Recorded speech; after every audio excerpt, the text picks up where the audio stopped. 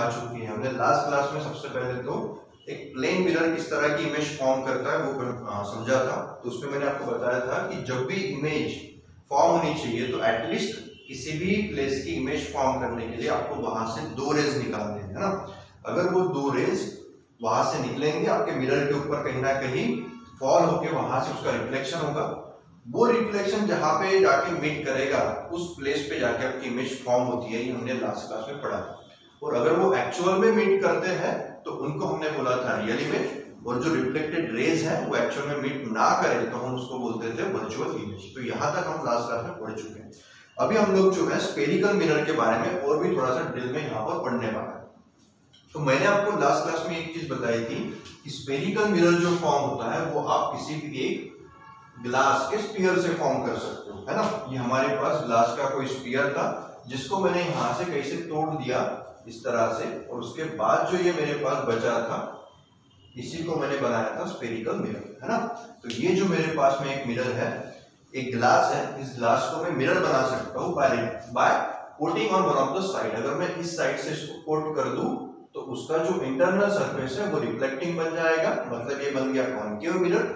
और अगर मैं इसको यहां से कोट ना करते हुए इसी मिरर को अगर मैं इंटरनली कोटेड कर देता हूं सिल्वर से या फिर एल्यूमिनियम से, तो उस केस में उसका ये आउटर सरफेस जो है ये बन जाएगा रिफ्लेक्टिंग सरफेस, है ना।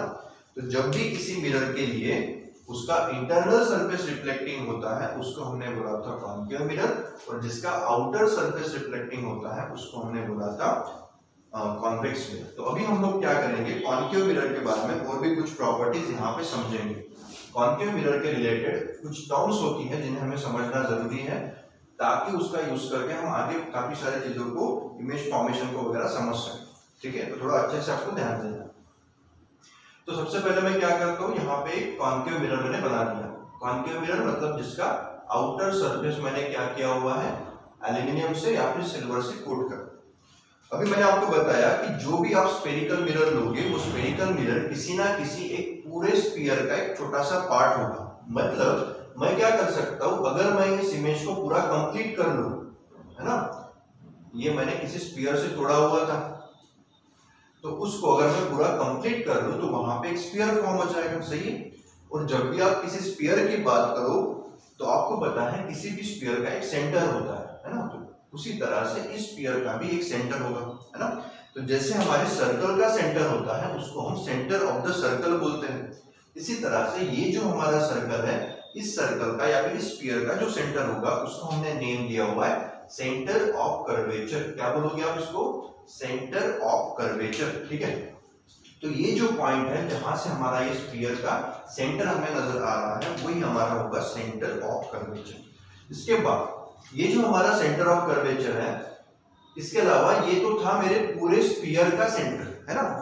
बट अगर मैं सिर्फ मेरे मिरर की बात करूं, ये जो यहां से यहां तक ही मेरा मिरर था, ये तो मैंने इमेजिन किया हुआ है ना, क्योंकि स्फीयर तो मुझे पूरा नहीं दिखा था, मुझे तो सिर्फ इतना ही पार्ट दिखा था मिरर का। बट मैंने इसको क्या किया, पूरा इमेजिन कर लिया कि ये फॉर्म होता है बाय अ स्फीयर, स्फीयर से फॉर्म होता है। तो ये जो मेरा मिरर है यहां से लेके तो यहां तक, ये जो मेरा मिरर है यहां से लेके यहां तक, इसका भी तो कोई सेंटर होगा ना, ठीक है। मतलब centre of this mirror is known as the pole of the mirror. इसको आप बोलते हो पोल ऑफ द मिरर। क्या बोलोगे आप इसको, पोल ऑफ द मिरर। तो पूरे स्फीयर का जो सेंटर होगा उसको बोला गया सेंटर ऑफ द कर्वेचर, और जो ये मिरर है मेरा छोटा सा इतना सा पार्ट, सिर्फ उसी पार्ट का जो सेंटर होगा उसको हम लोग बोलते हैं पोल ऑफ द मिरर, ठीक है। इसके बाद में मैंने क्या कर दिया, जैसे हम लोग एक सर्कल के अंदर सेंटर को और सर्कल के किसी एक पॉइंट को ज्वाइन करते हैं तो उसको बोला जाता है रेडियस ऑफ द सर्कल। उसी तरह से मैं क्या करता हूँ, इस सेंटर ऑफ कर्वेचर को इस पोल के साथ में ज्वाइन कर देता हूँ, ठीक है। तो सेंटर ऑफ कर्वेचर को अगर मैं पोल के साथ ज्वाइन कर दूं तो वहां पे जो फॉर्म होगा वो मेरा होता है रेडियस ऑफ कर्वेचर। इसको आप बोलोगे रेडियस ऑफ कर्वेचर। इसके सामने हमें ऑफ कर्वेचर लिखना है। तो फर्स्ट मैंने आपको बताया कि जो हमारा पूरा स्फीयर था उस स्फीयर का सेंटर मतलब होता है सेंटर ऑफ कर्वेचर। उसके बाद जो मेरा मिरर है उस मिरर का जो सेंटर होगा, centre of the mirror is known as pole of the curvature. Then the segment joining center of the curvature and pole of the curvature is known as radius of the curvature, ठीक है। इसके बाद एक और important चीज हमें ध्यान में रखनी है कि जो सेंटर ऑफ कर्वेचर होता है और पोल होता है, इसका जो सेंटर पॉइंट होगा, मतलब C और P, ये जो मेरी सेगमेंट वहां पे CP फॉर्म हुई, उस CP का जो मिड पॉइंट होगा, उस मिड पॉइंट को हम लोग बोलते हैं फोकस। क्या बोलोगे आप इसको? फोकस या फिर प्रिंसिपल फोकस, इस तरह का वर्ड हम लोग इसके लिए यूज करते हैं। ठीक है, तो मैंने यहाँ पे इसको नेम दे दिया फोकस, है ना। तो यहां तक आपको समझ में आ चुका होगा। Centre of the whole sphere is centre of the curvature, then center of the mirror is known as pole of the curvature, and then the segment joining C and P is known as radius of the curvature, and the midpoint of CP is known as focus or principal focus of this mirror. Okay, then if I join or I extend this segment in this manner, then this is a principal axis. What we can say? It is a principal axis. तो principal axis क्या होता है?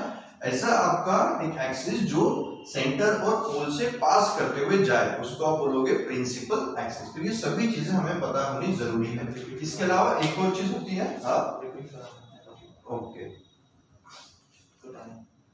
Which one? Okay, Atharva को शायद समझ नहीं आया है, तो मैं इसको एक थोड़ा सा शॉर्ट में रिवाइज कर देता हूँ। मैंने क्या बोला कि हमारे पास जो आप स्फेरिकल मिरर के बारे में बात करते हो, तो स्फेरिकल मिरर जो होता है वो किसी एक पूरे स्फीयर का छोटा सा हिस्सा होता है। हमने लास्ट मिनट के अंदर समझा था, मैंने आपको एक एग्जांपल भी दिया था कि मेरे पास कोई स्फीयर था, उसको मैंने फोड़ दिया, तो फोड़ने के बाद उसका कुछ पार्ट बचता है, तो वही पार्ट आपका मिरर होता है। मिरर कैसे बनता है? तो आप उसको किसी भी एक पार्ट से कोटेड कर दो, क्योंकि पहले तो वो सिर्फ ग्लास था, जैसे ही मैंने उसको आउटर कोटिंग कर दिया तो इंटरनल सरफेस रिफ्लेक्टिंग बन जाएगा, है ना। तो वो बन जाएगा मेरा स्फेरिकल मिरर। कोई भी हो सकता है, कॉनकेव या फिर कॉन्वेक्स। अगर बाहर से कोटिंग करोगे तो इंटरनल सरफेस उसका रिफ्लेक्टिंग बनेगा, मतलब वो बन गया कॉनकेव मिरर। और अगर अंदर से कोटिंग करोगे तो बाहर का सरफेस रिफ्लेक्टिंग हो जाएगा, तो वो बन जाएगा हमारा कॉन्वेक्स। तो हम क्या कर रहे हैं, इसके रिलेटेड कुछ इंपॉर्टेंट टर्म्स को समझ रहे हैं, जिनको हमारा यूज हमें पड़ेगा जब आप डायग्राम्स बनाओगे किसी भी ऑब्जेक्ट की इमेज बनाने के लिए, है ना। तो उसके लिए हमें ये सब चीजें समझना जरूरी है। तो मैंने क्या किया, जो मेरे पास में ये कर्व वाला छोटा सा मिरर था, इस मिरर को इमेजिन किया कि ये जो मिरर है किसी एक बड़े से स्फीयर का पार्ट है। तो मैंने क्या किया, ये पूरा स्फीयर यहाँ पे ड्रॉ कर दिया। ठीक है, तो आपको पता है किसी भी स्फीयर का कोई ना कोई सेंटर होता है, तो वही मैंने यहाँ पे क्या किया, the centre of the sphere is known as centre of curvature. तो उसको मैंने एक नेम दे दिया, सेंटर ऑफ कर्वेचर। उसके अलावा जो यहां से यहां तक मेरे पास में पार्ट बचा हुआ है, ये क्या है, मेरा एक्चुअल में मिरर है ना। तो इस मिरर का भी कोई सेंटर होगा, तो उस मिरर का सेंटर मतलब होता है पोल ऑफ द कर्वेचर। तो मैंने इसको बोल दिया P। इसके बाद जो C और P है मेरे पास दो पॉइंट्स, इनको ज्वाइन करने वाली जो एक सेगमेंट है CP सेगमेंट, वो CP सेगमेंट आपकी होती है रेडियस ऑफ द कर्वेचर। तो ये आप ऑलरेडी सर्कल में भी पढ़ चुके हो कि सेंटर और सर्कल के ऊपर का कोई एक पॉइंट ज्वाइन करने वाली सेगमेंट आपकी होती है रेडियस। तो उसी तरह से यहाँ पे CP भी मेरी क्या है, रेडियस है, बट इसको मैंने क्या बोल दिया, radius of curvature. Then the mid point of CP is known as focus, या फिर आप उसको प्रिंसिपल फोकस बोलोगे। इसके रिलेटेड कुछ प्रॉपर्टीज भी हम लोग सामने पढ़ेंगे, तो आपको और अच्छे से समझ में आएगा। इसके अलावा एक और चीज मैंने क्या बताई, the axis joining C and P is known as principal axis. जो हमारे पास में एक एक्सिस यहाँ पे दिख रहा है जो C और P से पास होता हुआ जाता है, उसको हम लोग बोलते हैं प्रिंसिपल एक्सिस, है ना। तो आई होप अभी जो है आपको ये टॉपिक क्लियर हो चुका होगा। यहाँ पे हमने सेंटर ऑफ कर्वेचर को समझा, रेडियस ऑफ कर्वेचर को समझा और प्रिंसिपल फोकस को समझा। इसके अलावा एक और छोटी सी चीज हमें यहाँ पे समझनी है, उसको बोला जाता है एपर्चर। तो एपर्चर क्या होता है, ये जो मेरा एक्चुअल मिरर है ना, अगर मैं इसको बोल दूं A और इसको बोल दूं B, तो ये A से B तक का जो मेरा डायमीटर होगा वही आपका क्या होता है, एपर्चर ऑफ द मिरर। मतलब जो मेरे पास एक्चुअल पार्ट है, ये तो बाकी इमेजिनरी था, जो मेरा एक्चुअल पार्ट है इसी को हम लोग बोलते हैं एपर्चर ऑफ द मिरर, है ना। तो आई होप आपको जो है यहाँ तक के टॉपिक क्लियर हो चुके होंगे। एक बार एस करके आप कमेंट बॉक्स में लिख दो कि आपको समझ में आ चुका है ना। ठीक है, तो अभी हम लोग जो है थोड़ा सा यहाँ से आगे बढ़ेंगे, इमेज फॉर्मेशन के बारे में समझ लेंगे। जो जो टॉपिक मैं यहाँ पे बताता हूँ, अगर आपको कुछ लिखना है तो आप सीधे उसके वहां से स्क्रीनशॉट लेके रख सकते हो। अगर यहाँ पे पिक्चर थोड़ी क्लियर नहीं आ रही है तो मैं YouTube पे जो अपलोड करूंगा तो वहां से भी आप उसका स्क्रीनशॉट लेके बाद में उसको राइट डाउन कर सकते हो अपने बुक के अंदर, है ना। ठीक है, तो इसके बाद हमें जो है स्फेरिकल मिरर के कुछ इमेजेस फॉर्म करना सीखना है। तो उसके लिए कुछ सिंपल से रूल होते हैं, जो रूल हमें पहले समझना जरूरी है। तो हम लोग भी पढ़ने वाले हैं rules to draw an image. क्या पढ़ना है हमें? Rules to draw an image. Aperture of mirror का मतलब क्या होता है? मैंने आपको समझाया कि जो मिरर का एक्चुअल पार्ट हमारे पास में है, जैसे मैं अभी आपको यहाँ पे डायग्राम बताता हूँ, तो उस डायग्राम से आपको कुछ समझ में आएगा। ठीक है,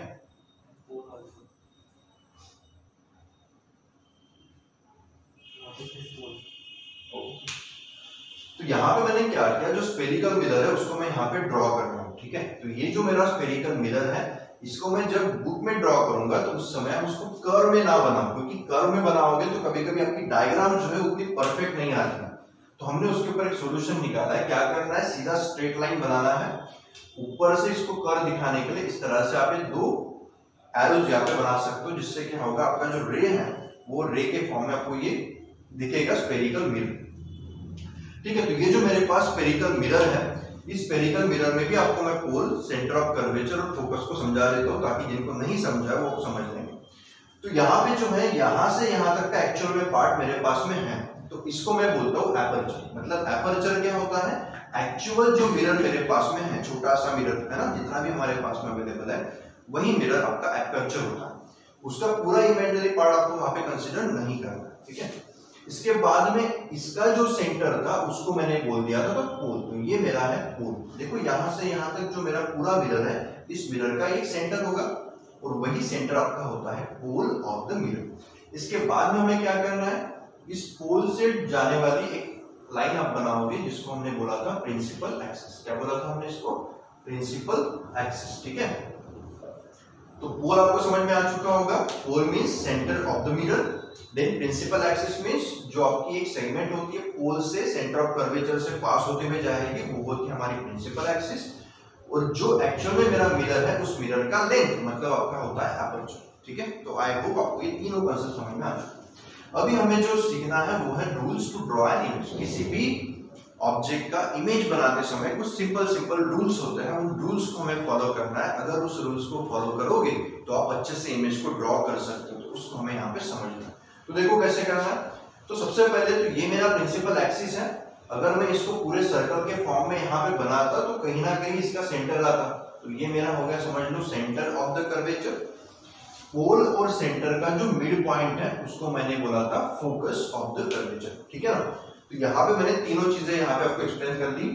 पोल मतलब centre of the mirror, then C means centre of whole curvature, and focus is the mid point of pole and centre of curvature. ठीक है, तो अभी हम लोग यहाँ पे कुछ रूल्स पढ़ेंगे। तो सबसे पहला जो रूल आपका होता है कि अगर कोई लाइट रे, ठीक है, ऑब्जेक्ट कहाँ पे हमें नहीं मालूम, अभी हम फिलहाल क्या कर रहे हैं उसके रूल्स समझ लो।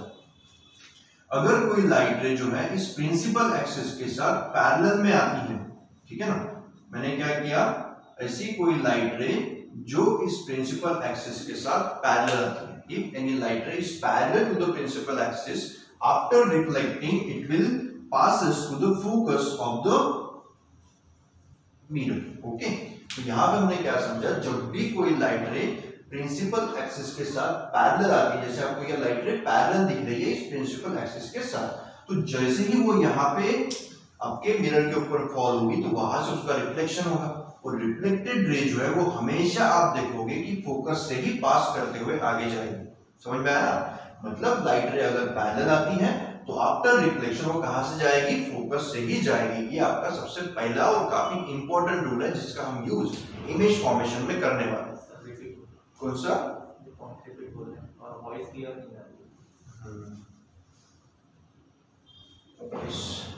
वॉइस आ रही है क्या आप लोगों को?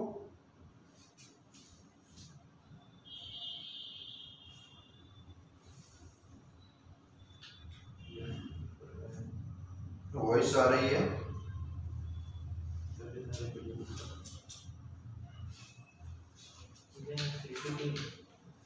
ओके, तो यहाँ पे हम ये जो फर्स्ट रूल है इसको एक बार फिर से समझते हैं। ठीक है, तो थोड़ा अच्छे से आगे ध्यान दीजिए। साउंड आ रहा है क्या सभी को? साउंड आ रहा है? ओके, ठीक है, ध्यान दीजिए हमने क्या किया, ये मेरे पास में एक रिफ्लेक्टिंग सरफेस है, मिरर है। कौन सा मिरर है? कॉन्केव मिरर, क्योंकि आउटर सरफेस को मैंने यहाँ पे इसको कोटेड करके रखा हुआ है। तो अभी क्या किया मैंने, सबसे पहले तो प्रिंसिपल एक्सिस ड्रॉ कर दिया, ओवल, फोकस और सेंटर ऑफ कर्वेचर। यहाँ तक आपको समझ में आ चुका होगा। अभी हम लोग क्या कर रहे हैं, एक्चुअल में किसी भी पॉइंट की इमेज फॉर्म करने के बारे में कुछ रूल्स होता है, उनको हम यहाँ पे समझ। तो सबसे पहला रूल क्या बोलता है कि अगर कभी भी आपकी जो लाइट रे आ रही है, ये कौन सी लाइट है आपकी, ये है इंसिडेंट रे। कौन सी रे है ये? Incident ray. मैंने आपको बताया था जो भी रे किसी ऑब्जेक्ट से मिरर की तरफ आती है उसको हम लोग बोलते हैं इंसिडेंट रे। तो कभी भी अगर आपकी इंसिडेंट रे पैरेलल है प्रिंसिपल एक्सिस के साथ, जैसे आप यहाँ पे देख रहे हो, पैरेलल मतलब क्या होता है, ऐसी कोई लाइट रे जो कभी भी एक दूसरे के साथ इंटरसेक्ट नहीं करेगी। तो ये जो मेरा प्रिंसिपल एक्सिस है उसके साथ ये इंसिडेंट रे कभी इंटरसेक्ट कर सकती है क्या?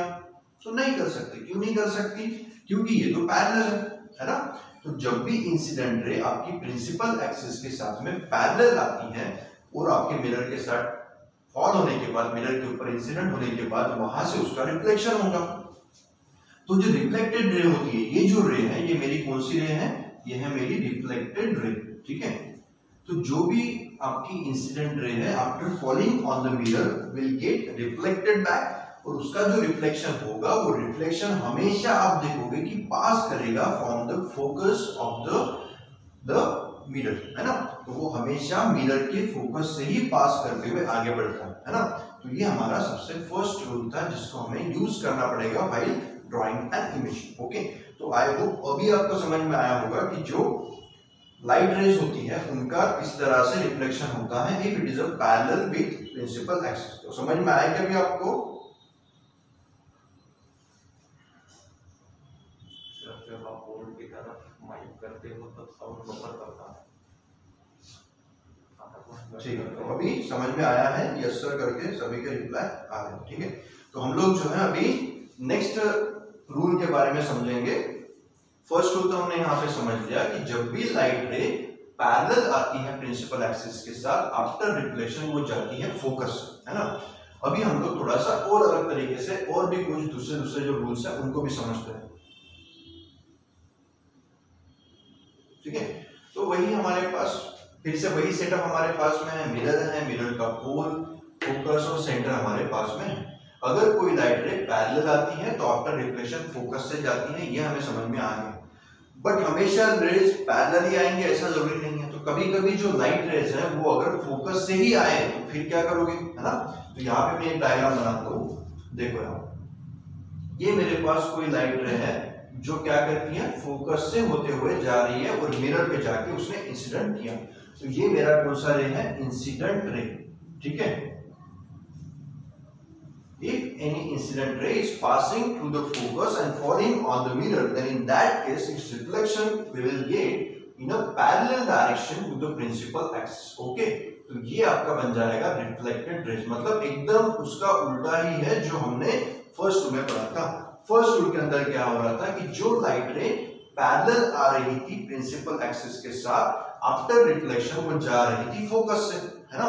यहाँ पे एकदम उसका उल्टा हो रहा है कि अगर लाइट रे प्रिंसिपल फोकस से आती है और आके आपके मिरर के ऊपर फॉल होती है और बाद में उसका रिफ्लेक्शन होता है, तो उसका रिफ्लेक्शन एकदम पैरेलल हो जाता है प्रिंसिपल एक्सिस के साथ, है ना। मतलब जो हमने फर्स्ट रूल पढ़ा एकदम उसका उल्टा रूल जो है हमारा सेकंड रूल। फर्स्ट रूल में पैरेलल आया तो फोकस से जा रहा था, यहाँ पे फोकस से आएगा तो पैरेलल से आपका निकल जाएगा, है ना। तो आपको ये सेकंड रूल भी समझ में आया क्या? आया है तो एक्सप्रेस करके आप फिर से एक बार कमेंट बॉक्स में लिख दीजिए कि अगर कोई भी लाइट रे फोकस से पास करते हुए जाती है तो आफ्टर रिफ्लेक्शन वो कहां से जाएगी? Parallel to the principal axis. तो ठीक है, आपको सेकंड रूल भी समझ में आ चुका। अभी हमारा एक लास्ट और काफी इंपॉर्टेंट थर्ड रूल होता है जो काफी बच्चे भूल जाते हैं, उसको हमें थोड़ा सा और अच्छे से इसको समझना है। तो अभी हम लोग देखेंगे थर्ड रूल के बारे में जिसका यूज भी हमें इमेज फॉर्मेशन में करना पड़ेगा। ठीक है, तो अच्छे से आप लोग आगे ध्यान दीजिए। तो फर्स्ट रूल में हमने समझ लिया कि अगर लाइट रे पैरेलल आ रही है आफ्टर रिफ्लेक्शन फोकस से जाएगी, अगर फोकस से आ रही है तो आफ्टर रिफ्लेक्शन पैरेलल जाएगी। थर्ड जो हमारा और काफी इंपॉर्टेंट रूल होता है वो इस तरह से होता है, इफ एनी लाइट रे is coming from the centre of the curvature. मैंने क्या बोला कि कोई भी लाइट रे अगर सेंटर ऑफ कर्वेचर से आती है, जैसे मैं यहाँ पे एक लाइट रे बना देता हूँ, ये वाली मेरे पास लाइट रे है, ठीक है। ठीक है, यहाँ पे मैंने एक लाइट रे बना दी। ये लाइट रे आते समय सेंटर ऑफ कर्वेचर से आ रही थी, मतलब ये उसका था इंसिडेंट रे। इस तरह से वो लाइट रे मेरे मिरर की तरफ आई from the centre of curvature. तो लाइट आते समय सेंटर ऑफ कर्वेचर से पास होते हुए मेरे मिरर पे आके फॉल।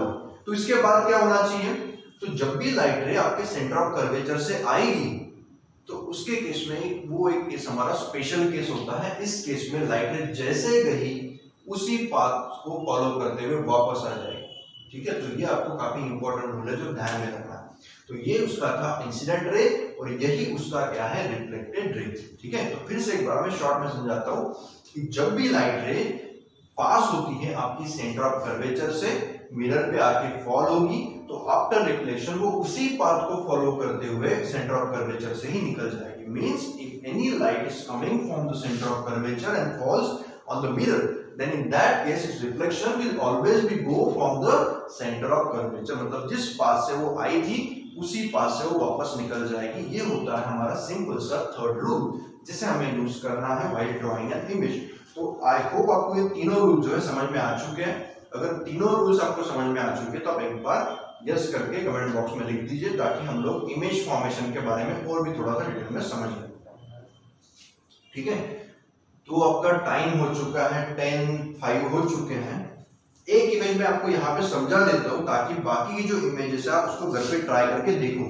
तो आपको एनसीईआरटी की जो बुक दी है उसमें 164 पेज के ऊपर काफी अलग अलग पोजीशंस दिए हुए हैं ऑब्जेक्ट के, है ना। तो उसमें से मैं आपको कुछ एक इमेज यहाँ पे बना के दिखा देता हूँ। बाकी इमेजेस आप घर पे ट्राई करके देखो, जो आएगा वो अच्छा ही है और जो नहीं आएगा वो तो सही बताने के लिए, है ना।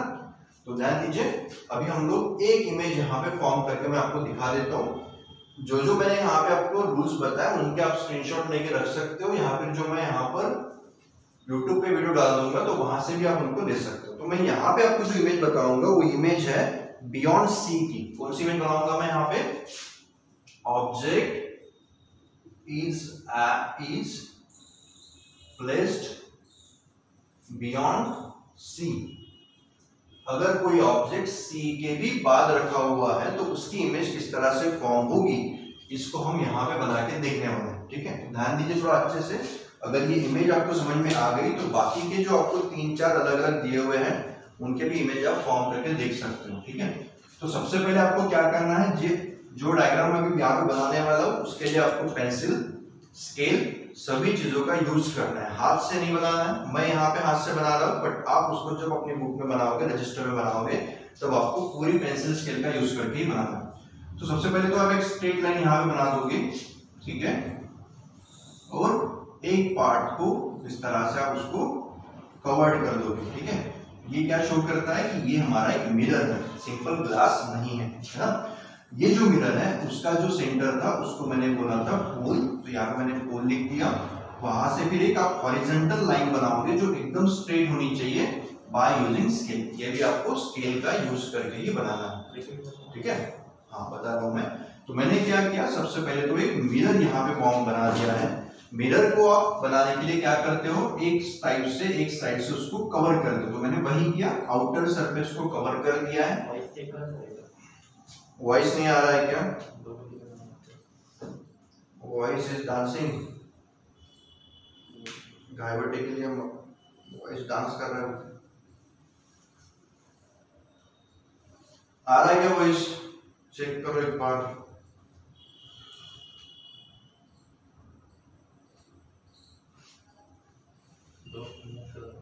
यस सर, ओके, तो साउंड आ रहा है। देखो आगे, तो हमने क्या किया, हमें इमेज बनाना है ऑब्जेक्ट का जो प्लेस किया जाएगा सी के बियॉन्ड में, मतलब सी के भी बाद में अगर कोई ऑब्जेक्ट रखा हुआ है तो उसका इमेज हमें यहाँ पे बनाना देखना है। तो कैसे करोगे आप, सबसे पहले तो मिरर बना लिया, मिरर का सेंटर मतलब pole of the centre, pole of the mirror. उसके बाद वहां से हमने क्या किया, एक आप क्या कर लो, स्केल से आपको बनाना है। तो मैं क्या करता हूँ, फॉर एग्जांपल आप 2 सेंटीमीटर का डिस्टेंस ले लो, आप कोई भी ले सकते हो, ऐसा कोई जरूरी नहीं है। मैं समझने के लिए क्या करता हूँ, 2 सेंटीमीटर का डिस्टेंस ले लेता हूँ। तो पोल से लेके तो 2 सेंटीमीटर पे आप बना दो फोकस। समझ में आया? मतलब एक आप सफिशिएंट है, काफी अच्छा डायग्राम आप बना सकोगे, दिखने में भी अच्छा दिखेगा और समझने में भी अच्छा लगेगा। तो पोल से लेके 2 सेंटीमीटर के डिस्टेंस पे आप पहला पॉइंट दे दो फोकस का, बाद में फोकस से लेके 2 सेंटीमीटर के डिस्टेंस पे आप सेकंड पॉइंट दे दो सेंटर ऑफ कर्वेचर का, ठीक है ना? तो पोल से 2 सेंटीमीटर पे फोकस है, फोकस से 2 सेंटीमीटर पे सेंटर ऑफ कर्वेचर। उन्होंने बोला था कि ऑब्जेक्ट प्लेस करो बियॉन्ड सी, मतलब ऑब्जेक्ट को सी के बाद में रखना है। तो मैं क्या कर लेता हूँ, ये ऑब्जेक्ट यहाँ पे रख देता हूँ, ये मेरे पास कोई ऑब्जेक्ट है, ये भी आपको स्केल से ही बनाना है, ठीक है? तो यहाँ पे ठीक है,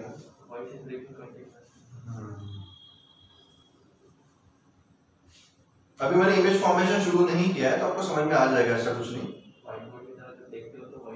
हाँ ठीक है। तो यहाँ पे हमने क्या किया, प्रिंसिपल एक्सिस है, प्रिंसिपल एक्सिस के ऊपर फोकस 2 सेंटीमीटर के डिस्टेंस पे बना दिया पोल से, फोकस से सेंटर ऑफ कर्वेचर 2 सेंटीमीटर के डिस्टेंस पे बना दिया, और उसने बोला था कि object is placed beyond C, C के बाद रखो, इसलिए मैंने सी के बाद में ये ऑब्जेक्ट रख दिया। अभी इस ऑब्जेक्ट को मैं नेमिंग कर देता हूँ, ऊपर मैंने लिख दिया ए, नीचे मैंने लिख दिया बी, ठीक है ना? तो ऊपर है मेरा ए पॉइंट और नीचे है मेरा बी। मैंने सबसे फर्स्ट वाला जो हमारा पीरियड था उसके अंदर ही आपको बताया था कि किसी भी प्लेस का इमेज बनाने के लिए वहां से एटलीस्ट आपको 2 रेज निकालने हैं, है ना? अगर यहाँ पे कुछ वॉइस का इश्यू आ रहा है तो आपको मैं ये वीडियो से भी यूट्यूब पे अपलोड करने वाला हूँ, वहां पे आप एक बार इसको देख लेना, है ना? अभी हमारा टाइम हो चुका है तो मैं इसको थोड़ा सा फटाफट कवर कर देता हूँ ताकि आप बाकी इमेजेस की घर पे प्रैक्टिस कर सको। तो मैंने यहाँ पे क्या कर दिया, ऑब्जेक्ट रख दिया है जिसका ऊपरी हिस्सा मैंने बोला है ए और नीचे मैंने बोल दिया इसको बी। अभी मैं क्या करता हूँ, एक इमेज फॉर्म करूंगा। तो एक इमेज बनाने के लिए मैंने आपको बताया था कि एटलीस्ट हमारे पास में 2 रेज होने जरूरी है to form an image of any object और एनी प्लेस। तो मैं यहाँ पे एक इमेज बना रहा हूँ, 2 रेज मैं यहाँ से निकालूंगा। सबसे पहला रे, फर्स्ट रे जो मैं यहाँ पे बनाऊंगा वो फर्स्ट रे होगा parallel to the principal axis. मैंने बताया था अभी रूल में कि अगर कोई light ray parallel to the principal axis आता है तो आफ्टर रिफ्लेक्शन वो फोकस से जाएगा। तो ये मेरे पास ऑब्जेक्ट है, ये इसका लाइट रे जो आ रहा था parallel to the principal axis, ठीक है ना? आपको बराबर स्केल से इसको फॉर्म करना है। एक इमेज फॉर्म करने के लिए मैंने यहां से एक लाइट रे निकाला जो गया parallel to the principal axis, तो आफ्टर रिफ्लेक्शन वो कहां से जाएगा, फोकस से, है ना? ठीक है? तो जो भी लाइट रे हमारी है अगर वो parallel to the principal axis आती है तो हमने समझा कि आफ्टर रिफ्लेक्शन वो कहां से जाना चाहिए, फोकस से। तो मैंने यहाँ पे लाइट रे निकाल दी और आफ्टर रिफ्लेक्शन वो फोकस से पास होते हुए जाएगी। उसके बाद ये तो हो गए सिर्फ एक रे। मैंने उसी लास्ट पीरियड के अंदर बताया था कि एटलीस्ट हमारे पास में 2 रेज होने जरूरी है। तो ये मेरा हो गया फर्स्ट रे। अभी मैं सेकंड रे लेता हूँ। तो सेकंड रे कहां से लूं? तो हमारे पास एक ऑप्शन है कि अगर मैं दूसरा लाइट रे फोकस से भेजूं तो आफ्टर रिफ्लेक्शन पैरेलल जाएगा, वो मैं कर सकता हूँ। या फिर दूसरा लाइट रे अगर सेंटर से जाता है तो आफ्टर रिफ्लेक्शन उसी पाथ को फॉलो करता हुआ वापस आ जाएगा। तो मैं क्या करता हूँ, फोकस वाला यूज करता हूँ। यहां से मेरी लाइट रे है जो फोकस से पास करते हुए जाएगी, ठीक है?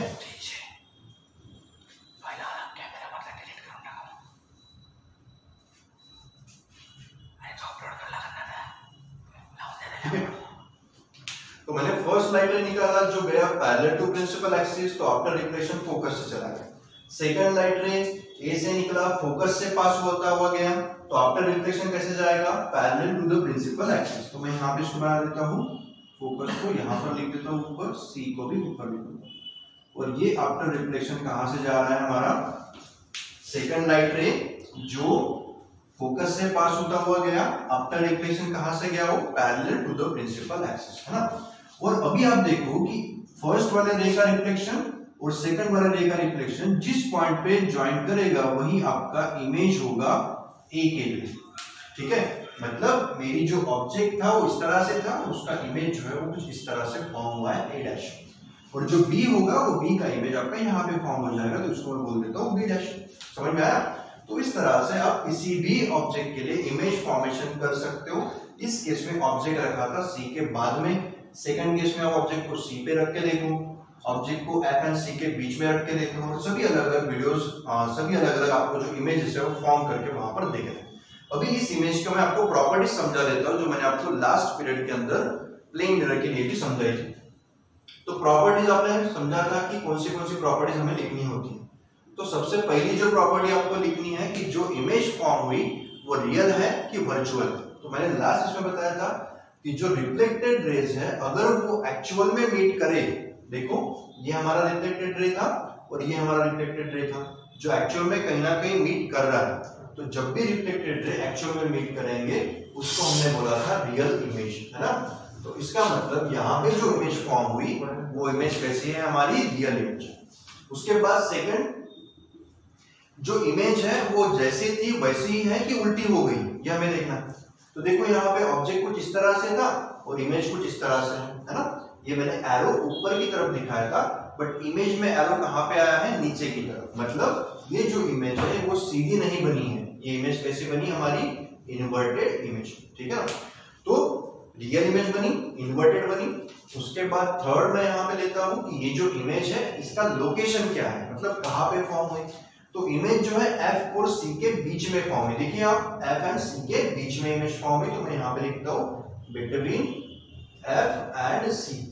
और लास्ट एक पॉइंट है कि इमेज का साइज कैसा है। तो आप देखो ऑब्जेक्ट थोड़ा सा बड़ा था और इमेज जो है उसकी कंपैरिजन में छोटी है, मतलब मैं बोल सकता हूँ स्मॉलर देन द ऑब्जेक्ट। जो इमेज यहाँ पे फॉर्म होती है वो स्मॉल साइज की होती है देन द ऑब्जेक्ट, ठीक है ना।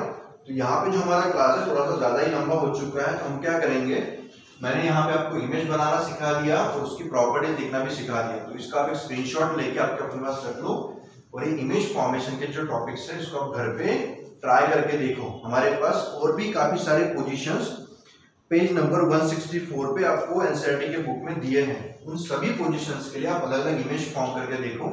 जो इमेज आपको नहीं आएगा वो आप मुझे नेक्स्ट क्लास के अंदर पूछ सकते हैं, है ना। तो आज के लिए इतना काफी है, और कुछ डाउट्स आपके रहते हैं तो आप मुझे भेज दीजिएगा व्हाट्सएप के ऊपर वगैरह, ताकि मैं नेक्स्ट पीरियड के अंदर उनको कवर कर लूँ, है ना। सो थैंक यू आज के लिए इतना।